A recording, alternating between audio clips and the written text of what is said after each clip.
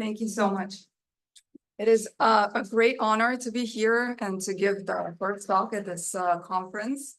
I should say 20 years ago, I was about to become a PhD student in Leeds with studying with Barry Cooper when I came to my first ever conference, and it was right here in Amsterdam. So it is a special honor for me to be coming back 20 years later and giving a plenary talk. So today, I will talk about a line of work that goes back a long way, more than 20 years. But my my angle on it is more recent. So my contributions to it are more recent. So I decided it is a fitting topic for CIE. And here's the gist of it. So in this talk, here's what we're going to talk about. So we've all seen reducibilities between sets of natural numbers. Those appear in computability all over, in computer science, complexity theory, for example. Many people are familiar with many one reducibility.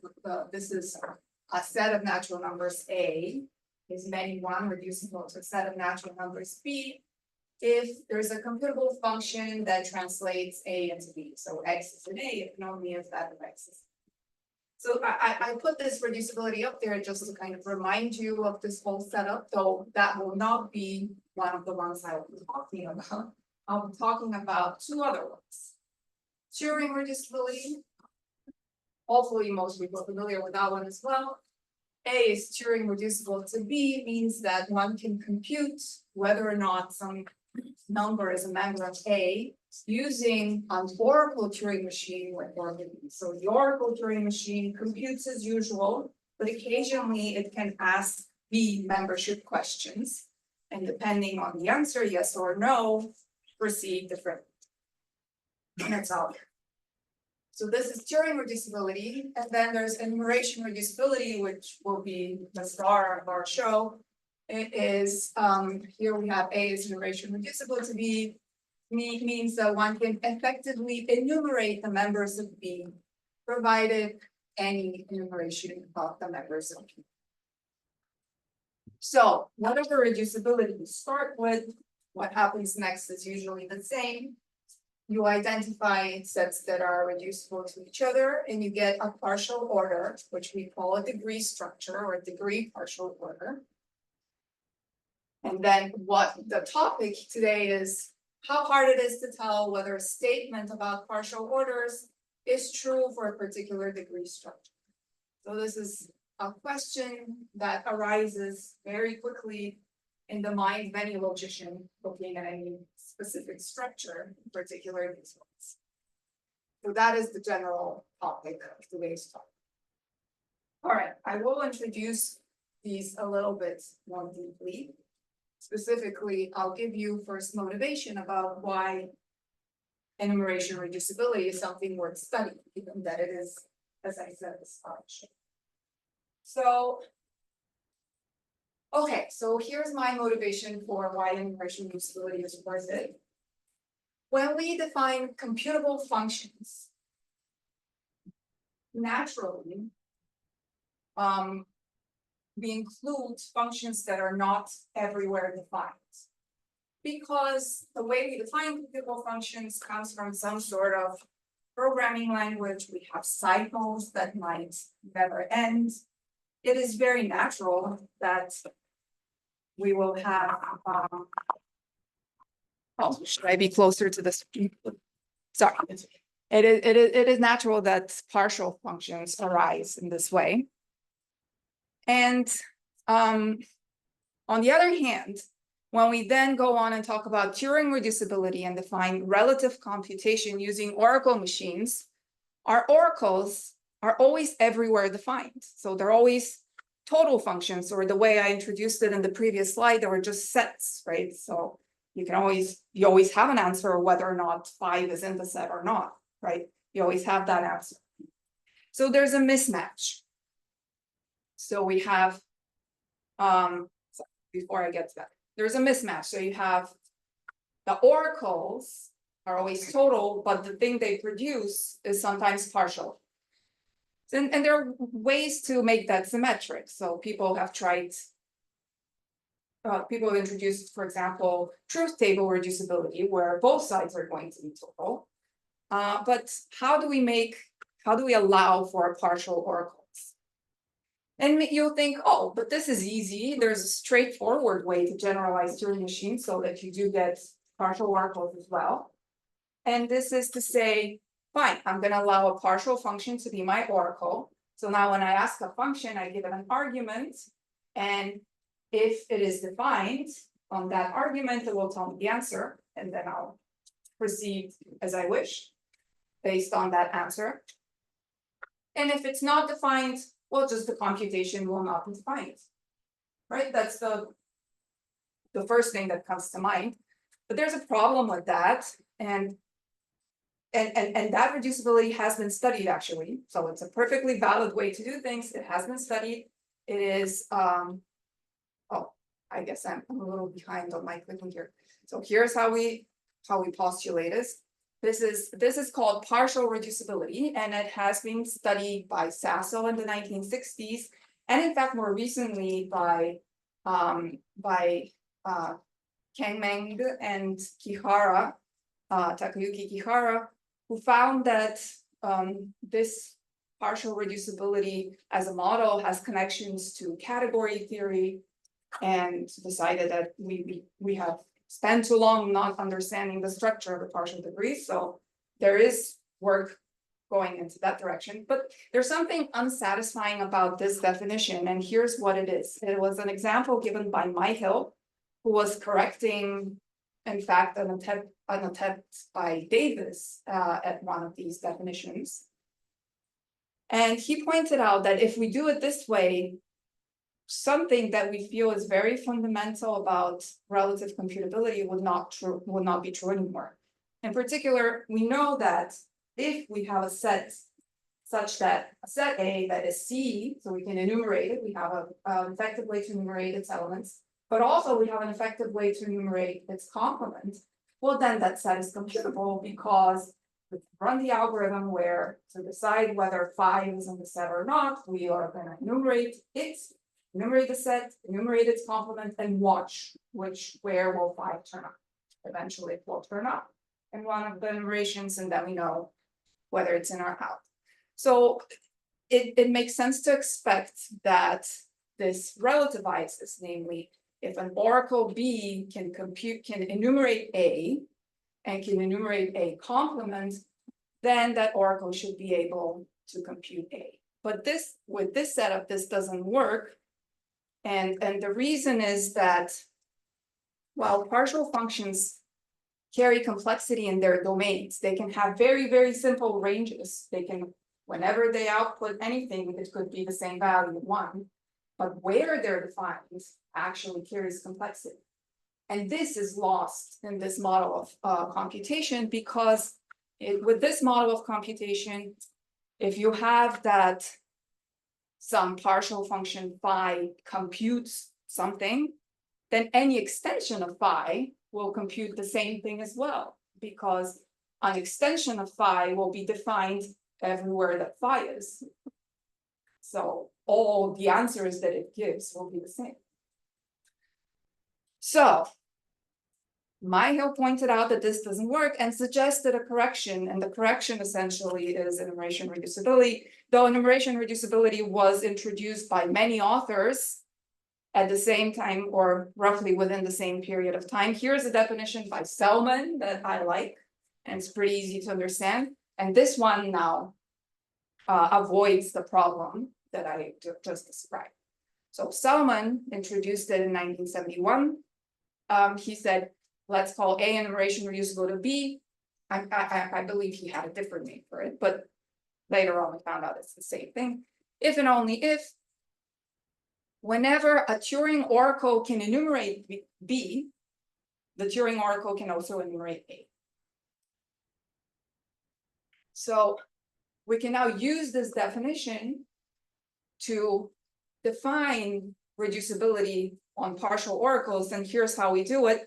We'll say that the partial function psi is enumeration reducible to the partial function phi if and only if the graph of psi is enumeration reducible to the graph of phi. And that is, this model now works and carries that intuition about relativizing computations that we have. Okay, here's a different definition that was introduced 10 years or 12 years earlier by Friedberg and Rogers. A is enumeration reducible to B, and that is the one we usually work with if and only if there's a C table. So this is a C, computably enumerable list of axioms of the form a number, a finite set, so pairs of a number of a finite set, and the idea is if I see this finite set being enumerated in B, I enumerate the number X in B. Okay, so this is the unequivalent definition.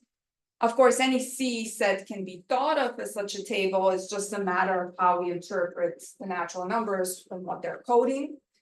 And we call these C tables enumeration operators. Scott showed that enumeration operators give rise to a model of untyped lambda calculus. So it is a natural notion that has arisen in various forms of the study of computation throughout the years. So hopefully this convinces you that yes, enumeration reducibility is worth studying. Oh, here's one more argument. You can interpret Turing reducibility using enumeration reducibility. So we have this nice connection. A is Turing reducible to B if and only if A joined with a complement of A is enumeration reducible to B joined with a complement of B. And here, this join operator, it's just the effective disjoint union. It codes the first set in the even numbers and the second set in the odd numbers.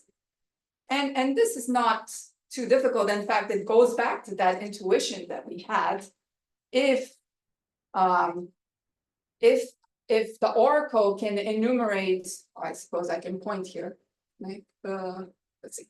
If the oracle can enumerate both A and the complement of A, then it can compute A. That's on the one side. And on the other side, well, when we have Turing reducibility, we use both positive and negative information from the oracle because we insist on yes and no answers. In enumeration reducibility, we only care about positive information. We only see what numbers are in, but we can code the set B in a positive way. We can code both positive and negative information about B in a positive way this way. So here, positive information about B join B complement gives us both positive and negative information about B. Okay, so now this means that we can embed the Turing degrees inside the partial order of the enumeration degrees. This is the standard embedding, usually denoted by this iota. It was introduced by Michael. And it maps the Turing degree of A to the enumeration degree of A join A complement. The enumeration degrees that we get in this way are called total. So I think that the name is justified after this whole analysis. And okay, so let's get back to our question again. We have two partial orders. We have the Turing degrees living inside the enumeration degrees as a substructure. And the question now is what statements in the language just of partial order are true in one and are true in the other. And those are different questions because here's an example. Spector proved that there are minimal Turing degrees. And this was a long time ago. I've forgotten to put in the years there. But Goodrich showed that this is not true in the enumeration degrees. The enumeration degrees are downwards dense. So all this means is that this formula here, there exists an X such that for every Y, if Y is below X, Y is either X or 0. And here, 0 is technically not part of my language, but I have a formula that can define 0. Think of this as shorthand for this formula. Well, this statement about in the language of partial orders is true in the Turing degrees, but is false in the enumeration degrees. So we would like to understand what statements are true or how to tell. Maybe there's an algorithm to tell. So that's the kind of question that we'll be exploring. and we'll explore various versions of this question's variants. All right. Okay, so first of all, an answer to give a kind of an upper bound to how complex this question is, we need to talk a little bit about second order arithmetic. So second order arithmetic, this is a two-sorted structure. It has natural numbers with the standard operations on the natural numbers that you know from arithmetic, plus, times. You can add in 0, you can add in less than, it doesn't really make a difference. And you have sets of natural numbers for which you have membership. Now, classical results that go back to Pliny and Post all the way at the beginning of degree theory, they show that these relations, Turing reducibility and enumeration reducibility, they can be expressed in the language of second order arithmetic with formulas that don't even have quantifiers over sets. So they're arithmetically definable in second order arithmetic.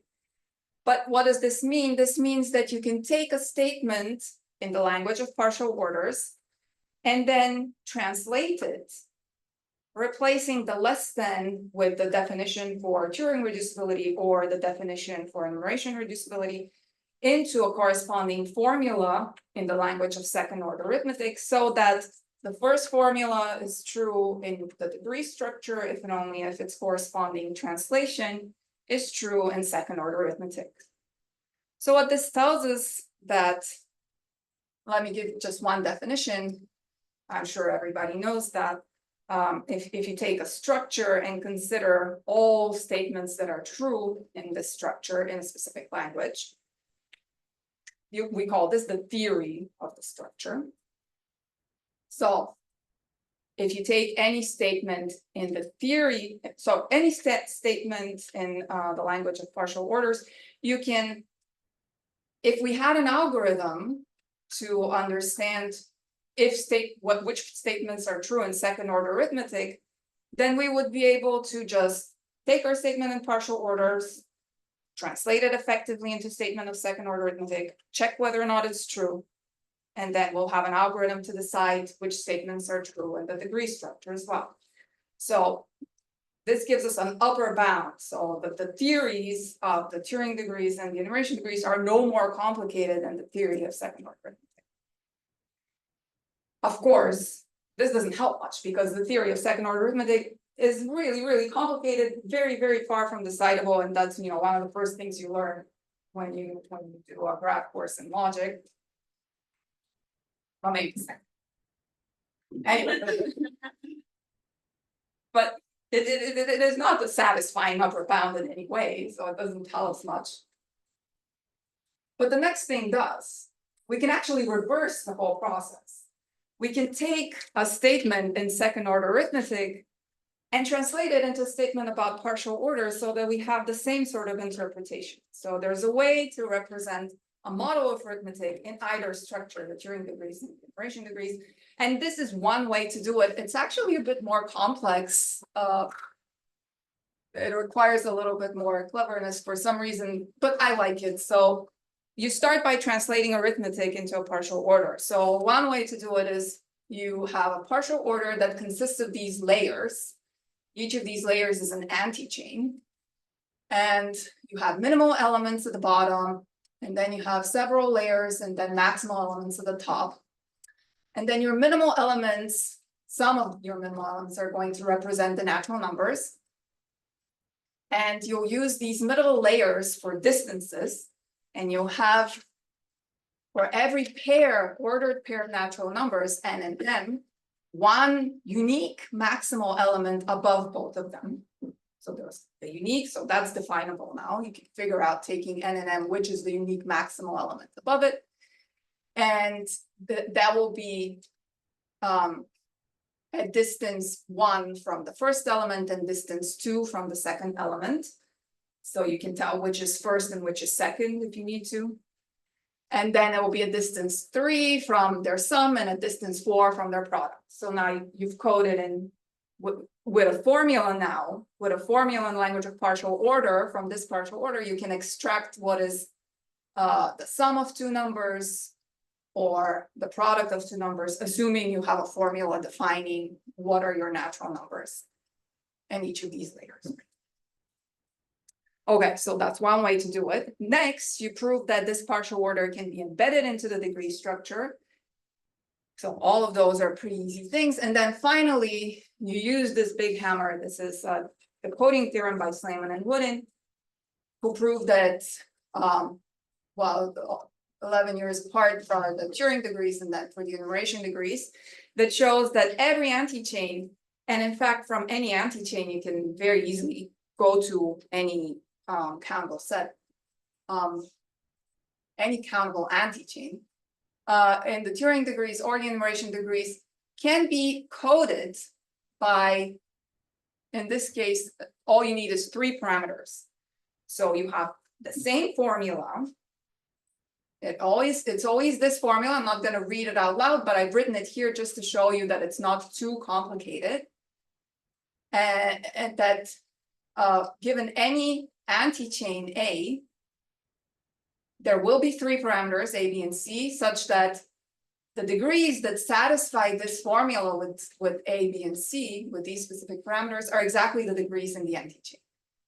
So you get all possible anti-chains by varying the parameters, but it's the same formula. Okay, so this is pretty powerful, and from here it's a few short steps then to show that we can translate statements about second-order arithmetic into statements about the enumeration degrees and the Turing degrees. So even though the two theories are different, they're just as complicated as the theory of second-order arithmetic. So the original result for the Turing degrees is older. It's due to Simpson. So the coding theorem just gives a uniform way of proving it in both situations. And Slayman and Wooden showed it for the enumeration degrees.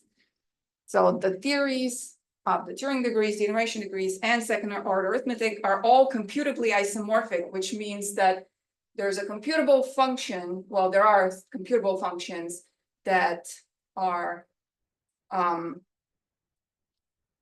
that translate between any two of these sets. Okay. So you might say, oh, this is interesting. How come it turned out that the Turing degrees and the enumeration degrees have the same, have theories that are different, but of the same complexity?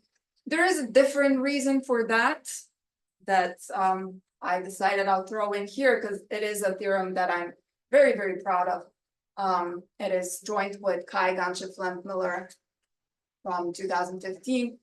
It turns out that actually that copy of the Turing degrees in the enumeration degrees, that is definable in the enumeration degrees. There's a fairly, again, easy formula that gives us a definition of the Turing degrees inside the enumeration degrees.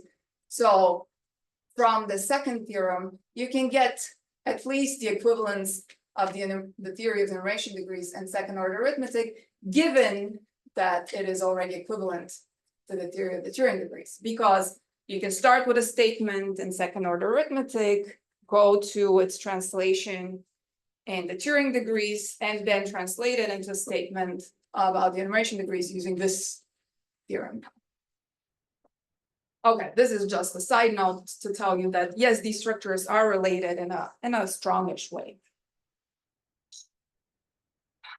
All right, what else have we studied? Well, a lot of computability theory has a lot of effort in computability theory has gone to study the local structures, which are countable substructures of these big Turing degrees, big degree partial orders that seem more feasible. So a natural Turing degree to, in fact, one might say the only natural Turing degree other than 0 that one might consider is the Turing degree of the halting set. Well, and then you can iterate this idea further. So, whoops. Now this is going to mess up my. Oh no, it's not. I'm not going to click anything. I'm good. Okay. So the halting Turing degree of the halting set is where you you gain the complexity of one quantifier. So we can think of it as representing the complexity of one quant. Indeed, the halting set can compute all existentially defined sets. So it can answer slightly more complicated questions than just the computable oracle. We'll denote the Turing degree of the halting set by zero jump with a little t. In the Turing case, in its image, and the enumeration degrees will be zero jump with a little e to just denote that we're in the enumeration degrees. But it's essentially what it is the Turing degree of the halting set. It has the same complexity.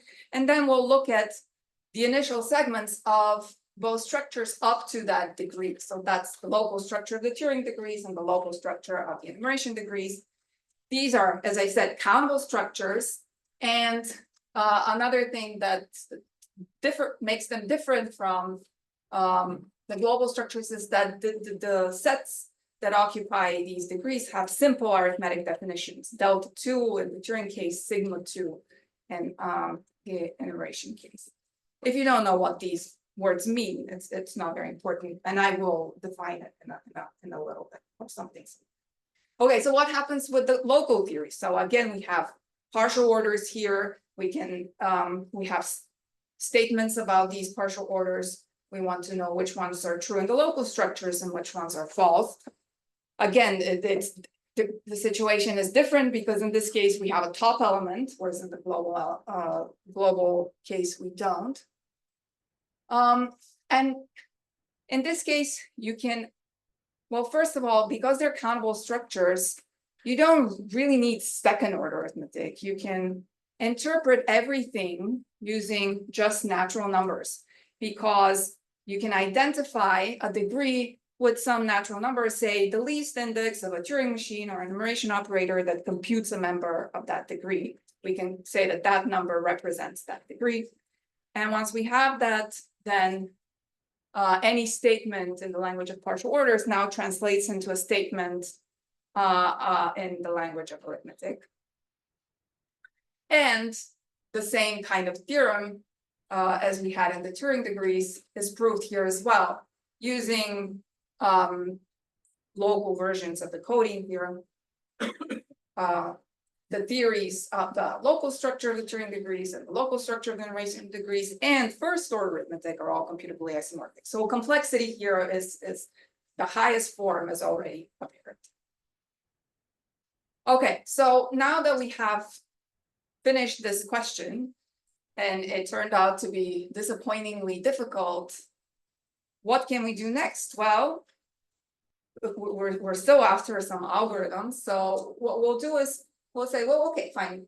These theories are really maximally complicated, very far from decidable. What happens if we consider just simpler statements about them? Maybe unlimited quantifiers is just too much to hope to. Well, obviously it is. But what if we just stick to one or two quantifiers?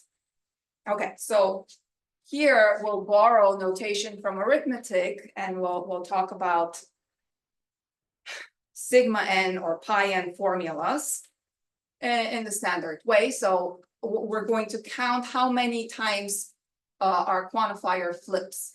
So if we have a statement of this form, starts with an existential quantifier, and then changes once to for all, and then changes to exist again, et cetera, and many times. We'll call that a sigma n formula. And similarly, if it starts with a for all, but and changes n many times, we'll call that a pi n formula. So now we can just restrict our attention to sigma n statements true in our degree structure, and that we'll call the sigma n theory degree structure. All right, the easiest one, existential fragment, sigma 1. Only exist quantifiers and then no quantifier free statement. Well, this is what they look like. So there exists a few degrees, x1 through xn, and then the quantifier free formula just gives some partial description of a partial order among these finitely many elements. So as soon we can take one of these formulas, quickly eliminate it from being true if it violates transitivity or any of the other rules of partial orders. And then we're left with some partially specified finite partial order. If we can embed that in the degree structure, then the formula is true. So we need to understand the one quantifier theory, we need to understand what finite partial orders we can embed in the degree. And it turns out that, well, Sachs already proved that every countable partial order, so not only finite, but countable even, can be embedded in even the local structure of the Turing degrees. In fact, his result is slightly stronger. But given that the local structure of the Turing degrees embeds in each of the other structures we considered, this tells us that all of these have decidable existential theories. So now we have at the one side of the equation, maximally complex, very much undecidable theories will allow all kinds of quantifier alternations. But at the other extreme, we just have one quantifier, a decidable theory. So the next question is, well, how many quantifiers do you need to break down this decidability? And well, the answer is, I'll talk about that answer next. I'll tell you, the answer is going to be 3. But at most. Okay, so how would we prove this?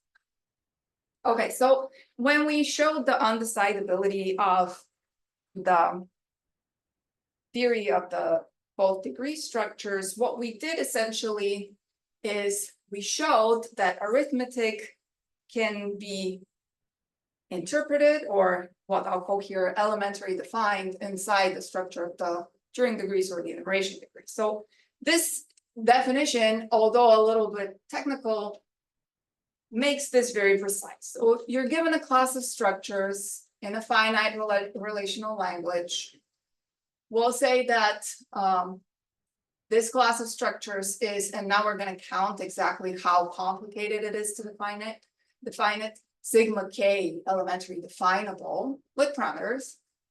If there are sigma k formulas, one that specifies the universe, one for each positive version of the relation and one for each negative version of the relation, such that if you take any structure in your class, then there are parameters that make the structure with universe the things that are satisfied by the first formula with these parameters, and relations defined correspondingly by these two formulas with these parameters. So that structure is isomorphic to the one you started out with. So as I said earlier, we described a way to show that second order arithmetic is elementary definable in the Turing degrees and the enumeration degrees. But here now, we didn't count how many quantifiers, so I didn't tell you whether it's sigma 5 or 7 or, and I don't even know, somewhere, I think somewhere below 15 for sure.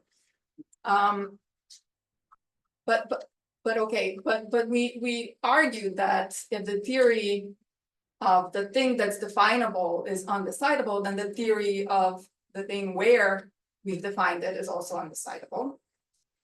And now we're going to make this even more precise. Well, Andre Mies did it for us by counting exactly how many levels in the theory we need and how, again, noting how complex it is to define C and D to get the corresponding quantifier level on decidability. Okay, so the dilemma, it's called Mies transfer lemma.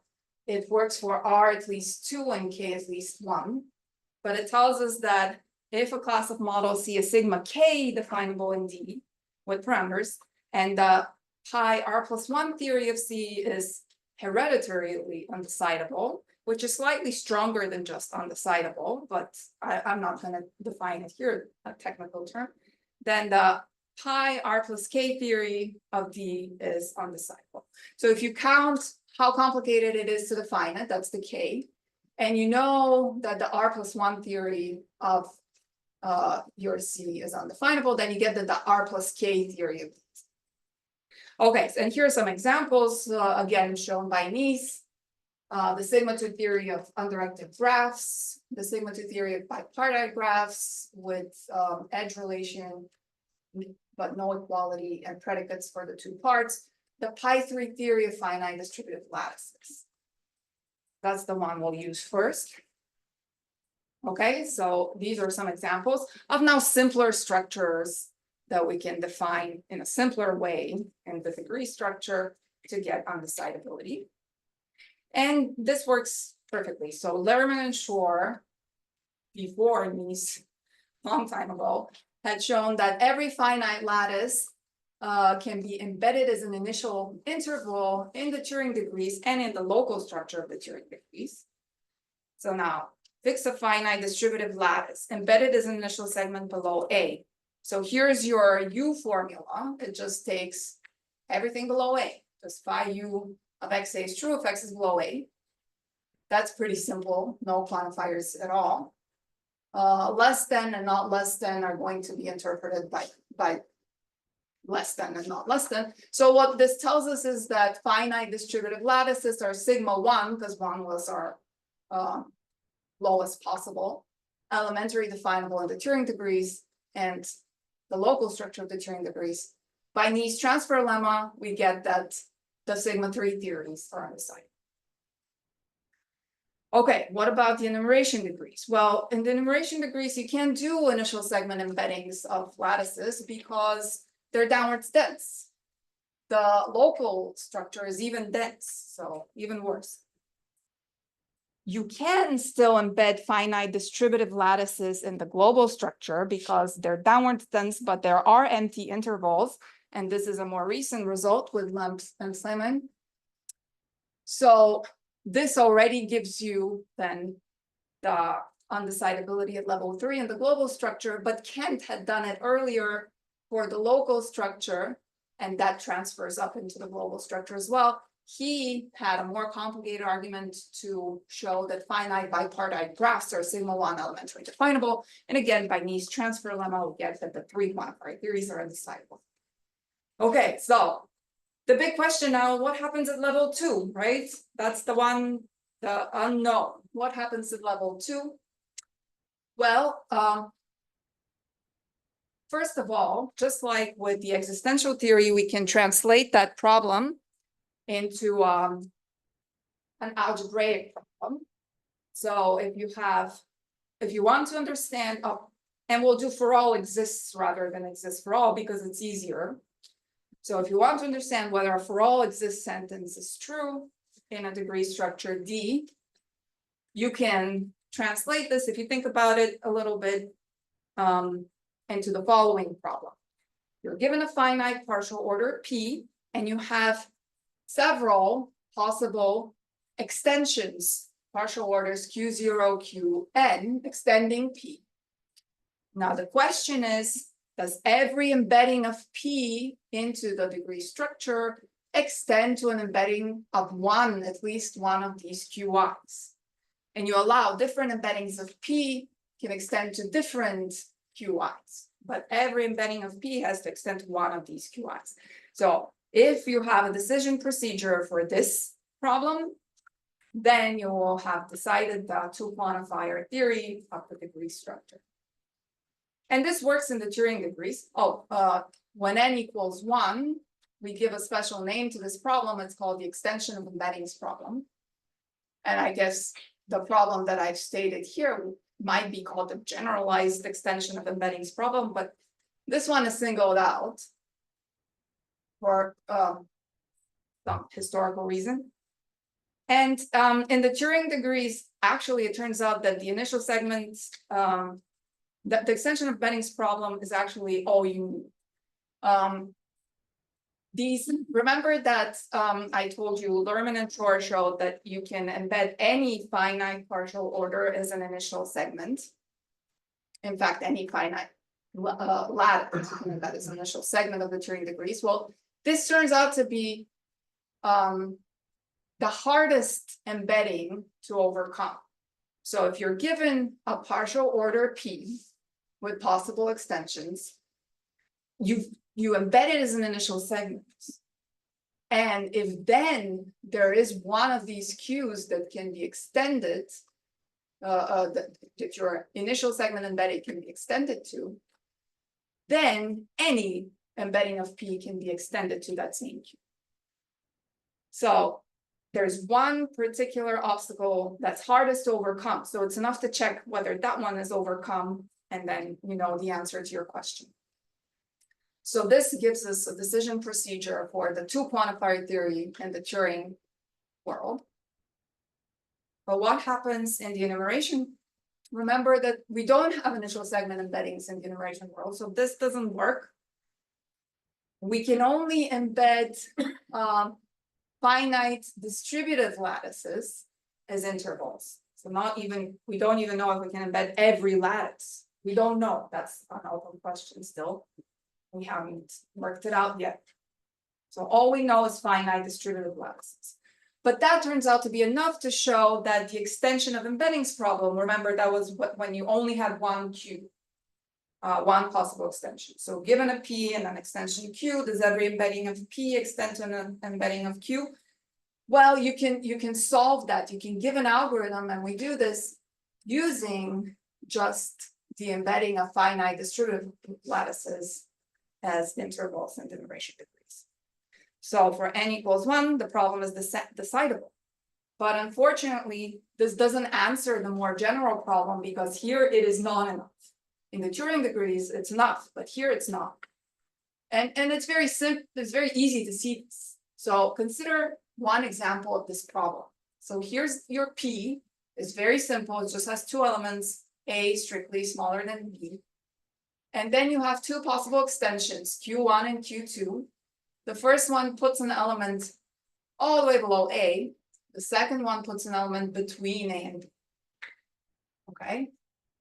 So in the Turing degrees, we do, as I said, we embed our partial order P, A less than B, using an initial segment embedding. So that would be 0 and a minimal degree. And if you have 0 and a minimal degree, then you've blocked both Q1 and Q2. You can't put anything below 0, so Q1 is out. You can't put anything in the middle between 0 and a minimal degree, because you have a minimal degree. That's the definition. So the answer is no. In the Turing degrees, easy. But in the enumeration degrees, you have downwards density. So if A does not go to 0, then, well, you can embed to Q1, because C can go to 0. It's going to be strictly less than A. And if A does go to 0, and B goes to some non-zero element, then you can embed to Q2 by density, by downwards density. There will be something strictly below B that's in between. So the answer here is yes, but different embeddings go to different Qs. Okay, so here's a summary of what we've discussed so far. And I've added in an extra line for the C Turing degrees, though I didn't talk about them, but it's interesting to see how those fit in the whole analysis. So we consider the Turing degrees, the local structure of the Turing degrees. Here's the C Turing degrees as well, the global structure and the local structure of the enumeration degrees and the local structure of the enumeration degrees. In each of these cases, they're maximally complex. The complexity of the full theory is global as hard as second order arithmetic for local first order arithmetic. In each of these cases, the three quantifier theory is undecidable. And whenever there is an answer, the two quantifier theory is decidable and the others are open. And in all the open cases, the simple question of the extension of embeddings problem, where you have just one Q, is solved positively, and there is an algorithm. So these are the attributions for each of those. So this is where we stand. And it's a very interesting question now. It feels like we should be able to find the procedure. It should be decidable, but we don't know how to get to it. So what's next? What's next in the global structure? What's next in the local structure? We need to understand for the global structure what aspects of it determine the two quantifier theory. We had a conjecture as we were deciding the extension of the Benny's problem, we came up with a conjecture. We thought, okay, what determines the two quantifier theory of the enumeration degrees is the fact that it allows end extensions, which is something standard. The Turing degrees do it as well, meaning that if you have a new element that's not bounded by any of the old ones, you can add it on. And you have downwards density, right? That's the new thing in the enumeration degrees. So we thought this is enough. So if a sentence is true in every upper semi-lattice that satisfies these two properties, it should be true in the enumeration degrees as well. So if our conjecture were true, then it would follow that there are degrees A and B, such that A and B are a minimal pair. This means that the only thing bounded below both of them is 0. And such that if something is strictly below their least upper bound, it must be either below A or below B. So a special kind of minimal pair. Well, Josiah Jacobson-Brockett, who has a talk later this week about this, showed that actually this is not true. This particular thing can happen in enumeration degrees. If you have A and B with the second property I said, every degree that's strictly below their least upper bound is bounded by A or B, and those exist. Well, but then they can't be a minimal. So our conjecture is false, and we don't know. Something is missing. Something else here determines the two quantifier theory, and we don't know what it is. We don't have our fingers on it.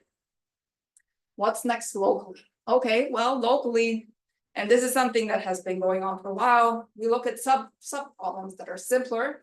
For example, you can consider the sub-problem of one-point extensions, where the Q's are there, but all they do is add one extra point somewhere.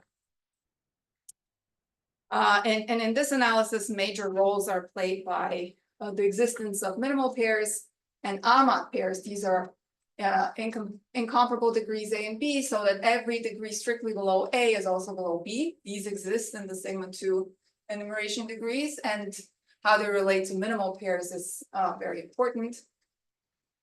So far, and this is it's still work in progress, but we believe we have, in the case where each of these QIs, that these 1 points, extra 1 points are below elements in P, so nothing above, then we believe we have a decision procedure. So little steps going forward, but there's still many questions to explore. Okay, what else? I mean, there's many other questions around this topic that you can ask. One, and I'll go through this quickly because I am running out of time, but one thing you could do is you can change the signature. So far we've been working only in the language of partial orders, but there are other operators in the Turing degrees that you might like to add. For example, we have a least upper bound and a jump operator. This is the relativized version of the halting set, gives you a jump operator. What happens then? And all of these questions have been explored. So the full theory is still going to be as complicated as possible because both of these can be defined in second order arithmetic. It turns out that adding these to our language changes things a bit, and in particular, the two quantifier theory of the Turing degrees with join and jump becomes undecidable. And the proof is really nice, and I recommend anybody who's interested in this to read it through. It's it goes through a coding of Turing machines inside the degree structure using a technical theorem that is kind of like the coding theorem, but simpler in ways. On the other hand, the one quantifier theory is still decidable. It's shown by multiple. Okay, in the enumeration degrees, you could also add the least upper bound. You can also add the jump operator, but there's an intermediate operator that's really interesting that we call the skip operator. Remember, the jump of a degree A is always something that is strictly above A. The skip only does half of it. It only ensures that the result of the operator is not below A, but it could be to the side. And when you join it up with A, you get the jump. So it's an intermediate step. And it's interesting because there are these degrees A and B such that form a skip-to cycle. The skip of A is B and the skip of B is A, so they go back and forth. And these skip-to cycles are interesting. We don't know what their distribution is. Now, we can piggyback off of the proof of Slayman and Shor's theorem that the two quantifier of the Turing degrees with join and jump is undecidable, with slight adjustments here and using the fact that the definability of the total degrees is kind of simple. We can get that the two quantifier theory of the enumeration degrees with join and skip is not decidable, but we don't know what happens at the one quantifier theory. And the distribution of these skip-to cycles is an obstacle to understand. So as you can see, there's many questions. It's a lively topic. Join in if you're interested. Ask me questions. Thank you for the attention.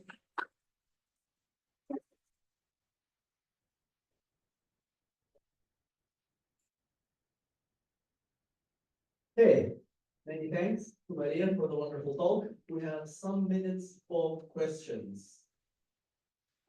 So I'm going to give another microphone to Mariya.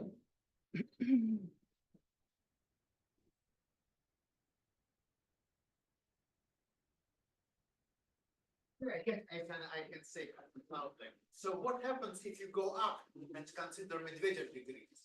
Is there something changed? So the Medvedev degrees, they are in third order. So the global theory of the Medvedev degrees is as complicated as third order arithmetic. Well, it's known to be. It's known to be, yeah, that's a result that goes back to Sorby, I think. Andrea Sorby, but also independently, there was an Paul's thesis, right? Yeah. Yeah. Sorby is Andre and Jamie. Yeah, Andrea Sorby, Andy Lewis Pye, and I forgot underneath. Yeah. And that's actually interesting because there's a version of Medvedev lattice that is based on enumeration possibility as well. That's the Demon degrees. And recently with my student Alice Medvedev, we showed that that theory is also third order. But we haven't done fragments yet. I don't know about fragments. More questions?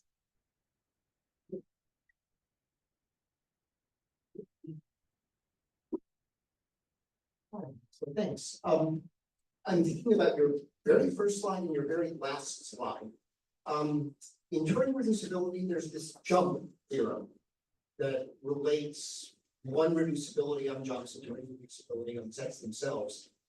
Is there a version of one reducibility or m reducibility in the enumeration world? Yes, so actually we have the same theorem that works for skip. We have that A is enumeration reducible to B if and only if A skip is one reducible to B skip. Okay, and what does one reducibility mean exactly? It's the same, one reducible.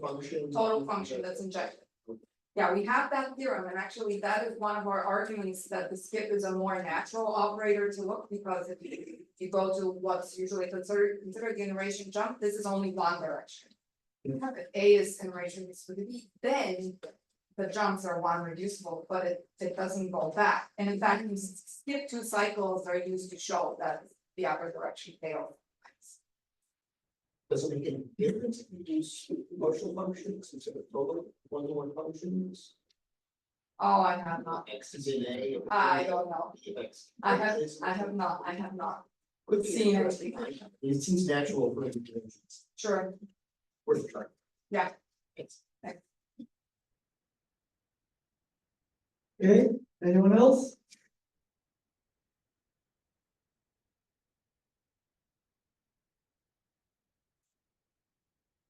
I can recall that some years ago, there was a certain kind of controversy around definability of the jump operator. Is that problem settled now, or is Yes. it regarded as an open problem? No, the jump operator is definable both in the Turing degrees and in the enumeration degrees.